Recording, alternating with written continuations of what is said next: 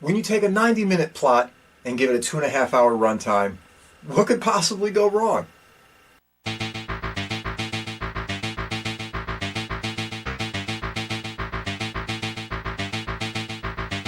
Okay, everybody, today we're going all the way back to 1978 to look at let's look at something that goes by the name, The Swarm. But before we go any further, before we dig into this any farther, once again, and as always, to the trailer. For more than 20 years, scientists have known that a swarm of killer bees has been headed towards the United States. Now, Warner Brothers presents Irwin Allen's The Swarm. We have visual contact. Identify. A black mass, sir. A moving black mass. We have been invaded by an enemy far more lethal than any human force. Starring Michael Caine, Catherine Ross, Richard Widmark, Richard Chamberlain, Olivia de Havilland, Ben Johnson, Lee Grant, José Ferrer, Patty Duke Aston, Slim Pickens, Bradford Dillman, Fred MacMurray, and Henry Fonda. Get inside! Invasion coming! Everybody get inside! You understand? Quickly get inside! A story of courage and sacrifice. Dillman! Go, Brad! Go! Move out!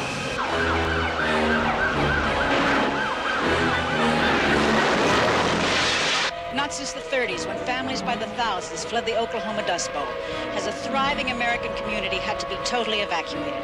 Until today. Its size is immeasurable. Its power is limitless. Its enemy is man. The war that I've always talked about has finally started. Mile by mile, city by city, it moves, leaving in its wake a path of destruction.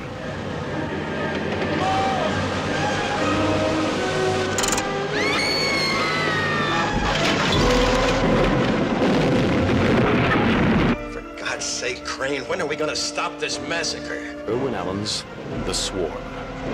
It is more than speculation. It is a prediction.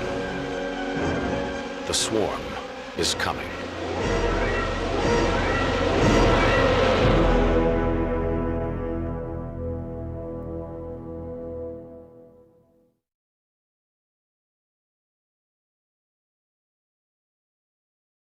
Alright, this motion picture was directed by Irwin Allen. Kind of a name that you would remember from the time. Maybe didn't direct everything huge that you'd remember, but there was definitely some producing going on. Anyway, he directed movies like The Animal World, and The Story of Mankind, and The Lost World, and Voyage to the Bottom of the Sea. Hey, there's something cool. And Beyond the Poseidon Adventure. And, of course, he directed a lot of TV. Lost in Space, Land of the Giants, Time Tunnel, City Beneath the Sea. But really, he produced a lot of big hits. Poseidon Adventure, The Towering Inferno, Swiss Family Robinson, and various other television shows. So, Irwin Allen Presents was probably more important than Irwin Allen Directs.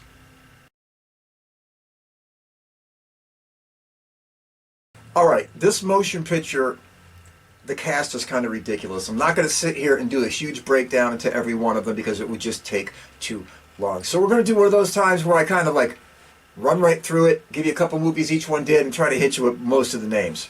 Let's do this. Of course, you got Michael Caine. You remember him from Dress to Kill, Zulu, Blame It on Rio, and Catherine Ross, The Legacy, The Graduate, The Stepford Wives. Richard Widmark, Kiss of Death, Coma, Roller Coaster, come on. Richard Chamberlain, most famous for The Thornbirds, let's face it, and The Three Musketeers.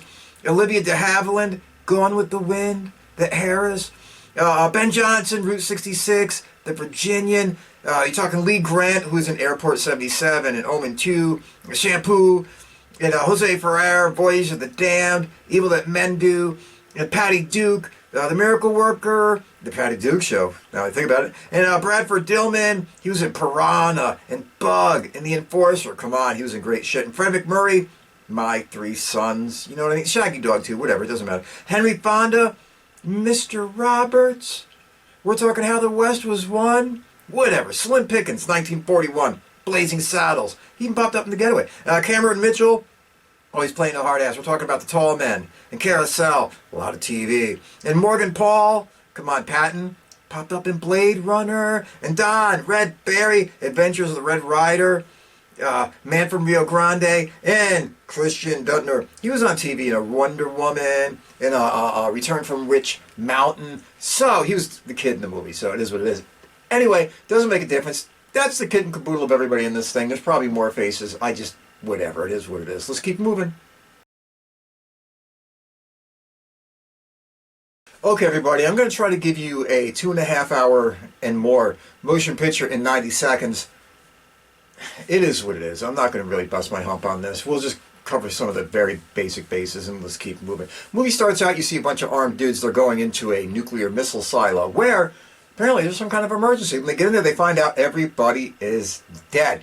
But out of nowhere, who just pops up? One Michael Caine. And they find out he is an expert on insects. Well, you know, the big general shows up and he's like, who the hell is this guy? Blah, blah, blah. They find out that he actually has friends in the White House and he is now being put in charge of this attack of swarmer killing bees that happen to come into that missile silo and take everybody out. It is what it is. It takes down a couple helicopters. They keep marching across the country in Texas. Whatever. Let's keep rolling.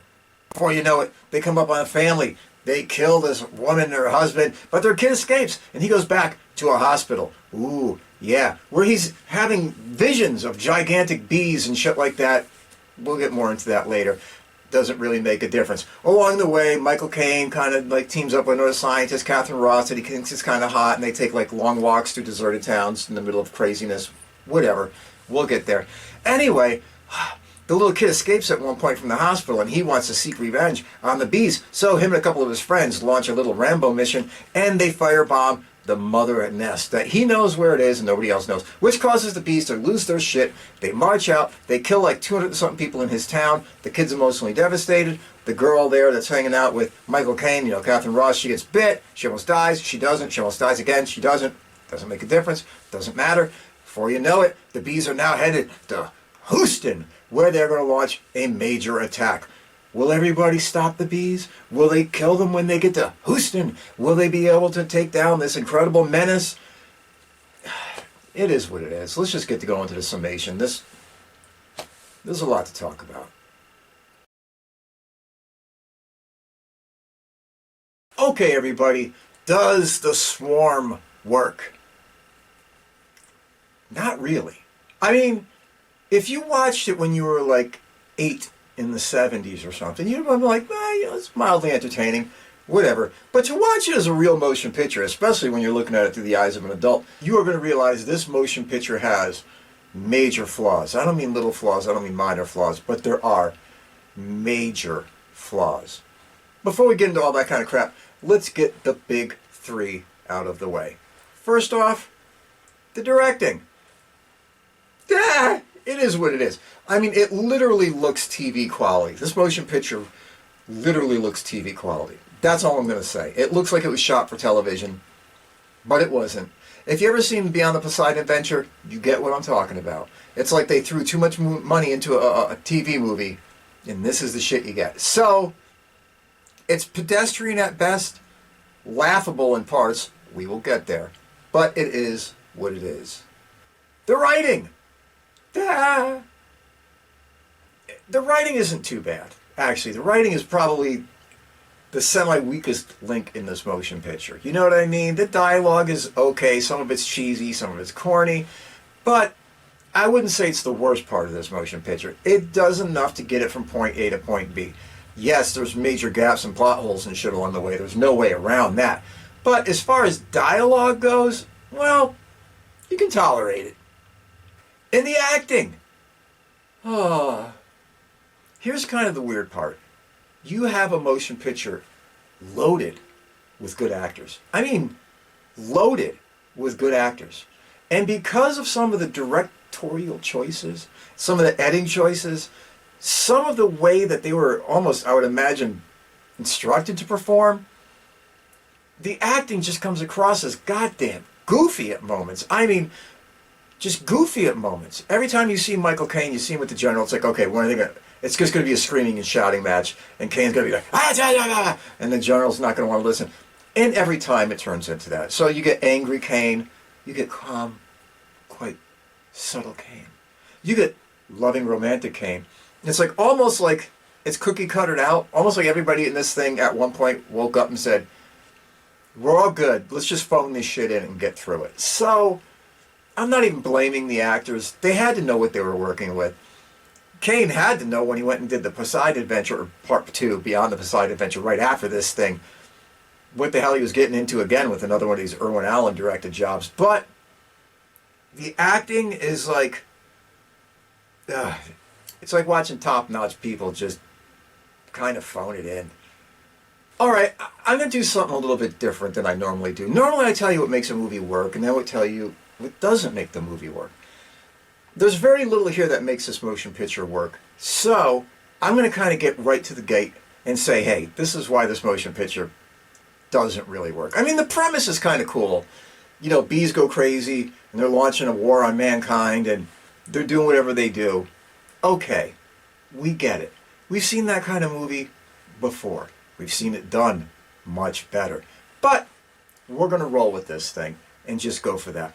But the movie is loaded with problems. First off, the most annoying thing in the world to me is the soundtrack. I've never seen, or I should say the score, pardon me. I've never seen a score so badly used in the history of my life. It is ridiculous. It's over the top, used way too often, and the score will change mood and setting literally from minute to minute, quite dramatically, depending on what is going on in the frame. I mean, it could be something where, you know, the helicopter is being attacked by bees or something like that, and you're like, whoa, whoa, and they come in with a da-da-da-da, it's way over the top. And then 2 seconds later, not even 2 seconds later, it cuts to the next scene, and it's this whimsical, fun thing that, you know, kids on bikes and shit, and you're like, what is going on in this thing? The score is so annoying and so over the top and so in your face and in your ears. You're just like, Jesus, God, this is horrendous. I'm not saying it would be bad if it was like used right in another movie, but in this one, no, just no. And another thing that just contributes to is another problem with this motion picture. The vibe is all wrong. It tried to do too many things for too many people. It literally did. This is a motion picture that if it tried to be a little bit more serious, it could have been just as good as Empire of the Ants, or it could have been just as good as Kingdom of the Spiders, or even just as good as Dogs or something like that. And it failed on every level because it tried to be too many things to too many people. It tried to be this dramatic end of the world taking place insanity that you see unfolding before you, but it also tried to be this wholesome little love story, and it tried to be these 2 older men chasing down this one older lady, and they love her, and it's so cute, and it's all kind of nice. And then at one point, it turns into like E.T. or something, and the little boys are going to go on an adventure to kill the bees, and they're going to outwit them by putting garbage cans on their head. And you're like, what are you trying to get me to feel here? I don't understand it. What movie are you trying to make me watch? This is the kind of movie that if somebody like Spielberg was in charge of it, he could have given you the close encounters that cover like a lot of bases of emotions and yet delivered it properly. This, on the other hand, you walk into it and you watch it and you're just like, none of this makes sense on any level. The emotions that we're supposed to be bringing out of us doesn't make sense on any level. And the vibe doesn't make sense on any level. This is really, honestly, just a motion picture that would have been perfect given to the right director with about 1/120th the budget, instead of giving it to a director whose mindset is more, bigger, more, bigger, and dousing this thing with money and turning it into the thing that it turned it into. The vibe is wrong from beginning to end. Another thing that is going to kind of pull you out of this motion picture is the obvious fact that they're filming most of this thing on like backlots and shit. You just get that, you just know you're on backlot sets through this thing. It just has that vibe, it has that feeling. You get it. But then there's other parts in this movie, only a couple, where they literally go on locations in like real buildings and real hotels, and all of a sudden, the directing style changes. The look changes. The vibe changes. I actually wish they would have kept that shit going through the whole motion picture, where it was like on locations, meant to feel more serious and more down to earth and more realistic, instead of everything with these like hokey small town sets and somewhat bad looking locations, which by the way, some of them were absolutely ridiculous. Like the nuclear missile, or pardon me, the atomic reactor where Richard Chamberlain bites the big one and dies. Oops, did I tell you too much? Don't worry, you're not going to care. in there looked absolutely hilarious. Because there's parts where you're like, they're green screening that. I know there's a screen behind these two as we're talking here. They're not even in that place. This looks ridiculous. The whole thing looks like shit. I don't even understand what they're doing. There was way too much of that. When they did some more location shooting, like that one business building was the only thing that looked good on screen in this motion picture. So at least it has that. And for a motion picture that ran way too long, 2 hours and 36 minutes. This is a movie that should be like no more than like an hour and 50, preferably an hour and 30.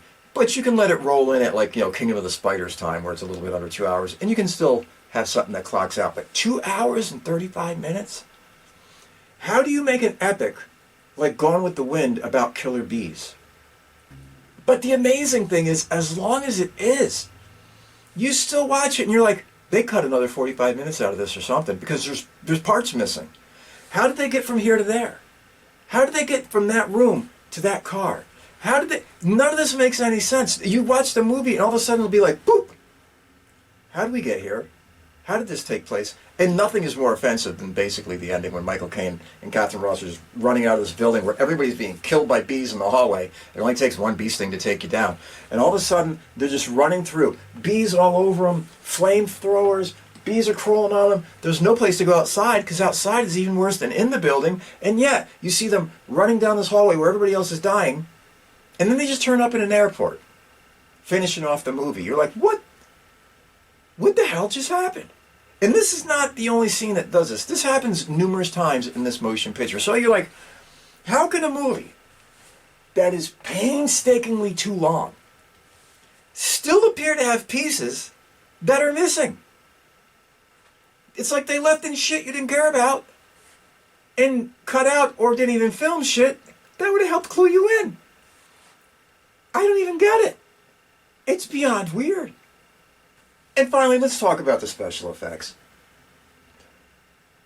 Some of them are truly bad in this motion picture. Let's face it. I don't even mean like the big swarm of clouds in the sky. Some of that actually looked semi-okay for what you had.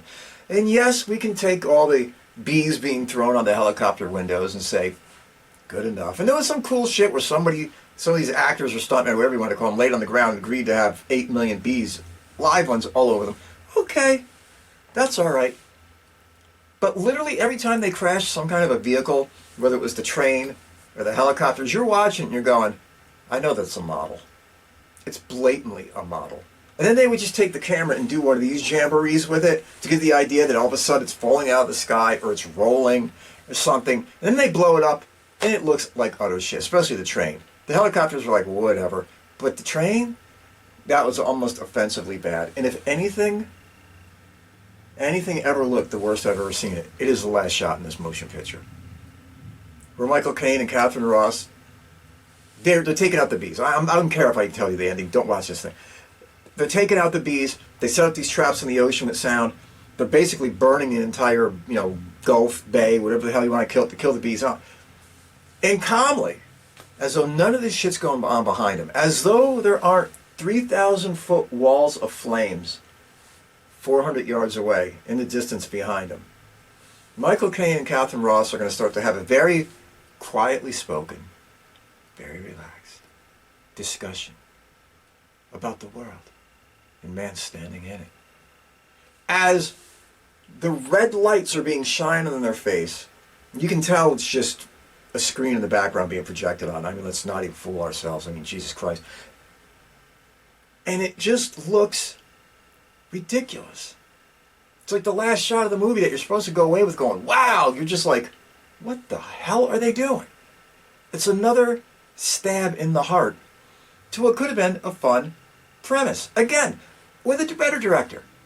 Like Spielberg, because there's a lot of the shit that like you would see in Close Encounters in this. They're evacuating a town, everybody's getting on a train, blah, blah, blah, blah. The kids are on bicycles, whatever. You see a lot of that kind of shit.